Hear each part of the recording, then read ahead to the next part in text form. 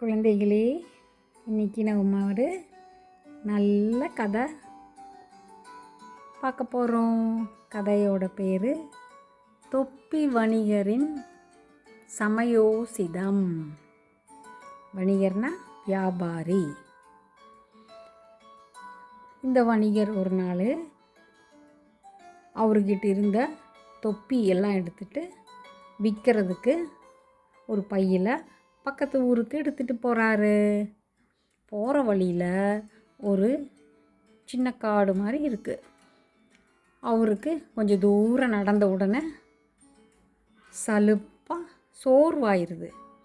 அவர் என்ன பண்ணுறாரு, படுத்து தூங்கிடுறாரு ஒரு மரத்தடியை. அந்த மரத்தில் நிறையா குரங்கு குட்டிக இருக்குது. நீங்களாம் குரங்கு பார்த்துருக்கீங்களா? மியூசியம், ஜூ அந்த இடங்கள்லாம் குரங்கு நம்ம பார்த்துருப்போம். குரங்கு ரொம்ப சுட்டித்தனம் பண்ணும். இவர் வணிகர் தூங்கிட்டதுனால இந்த குரங்குகள்லாம் கீழே குதித்து வந்து இவருடைய எல்லா தொப்பியும் எடுத்து அந்த குரங்கு குட்டியை போட்டுக்குதாம்மா. இவர் தூங்கி முழிச்சு எந்திரிச்சு பார்த்தா இவருடைய தொப்பியெல்லாம் காணோம். அவர் உட்காந்து யோசிக்கிறாரு, என்ன பண்ணலாம், எப்படி இந்த குரங்கு குட்டிகிட்டிருந்து நம்ம தொப்பியை வாங்கலான்னு வணிகர் உட்காந்து யோசிக்கிறாரு. அவர் என்ன பண்ணுறாரு, சடனாக அவருக்கு ஒரு ஐடியா ஸ்ட்ரைக் ஆகுது.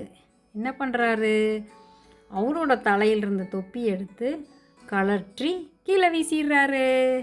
இதை பார்த்து எல்லா குரங்கு குட்டிகளும் அதே மாதிரி அந்த குரங்கு குட்டி தலையில் இருக்கிற அதனோட தலையில் இருக்கிற தொப்பியெல்லாம் தூக்கி கீழே வீசிடுது.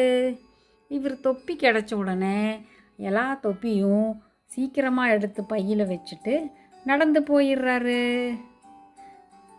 ஸோ இவருடைய சமயோசிதம் இவருக்கு உதவி பண்ணியிருக்கு. இதுதான் இந்த குழந்தைக கதையோடைய நீதி.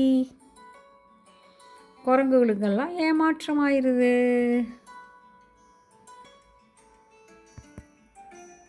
உங்களுக்கெல்லாம் இந்த கதை பிடிச்சிருக்கா? பாருங்கள், இதில்